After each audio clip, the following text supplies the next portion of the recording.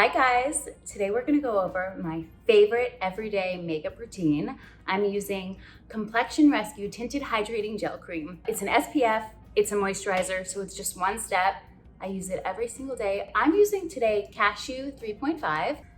I like to put this everywhere. It's so light and it's so natural and it just gives me that great glow, so it doesn't really matter how you apply it because it just goes on so smooth and so easy.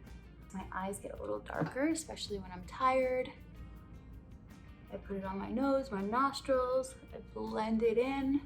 I have some acne scars on my cheeks too, so sometimes I'll put them on my cheeks, as you can see right here.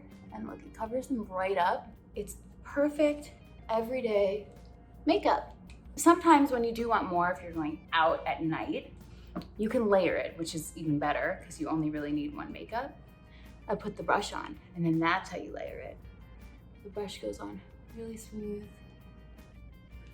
Super hydrating. It feels clean. It doesn't feel cakey, which I love. And that's it. And then of course, you take your hair down and you're ready to go. That's all I need to do to leave the house.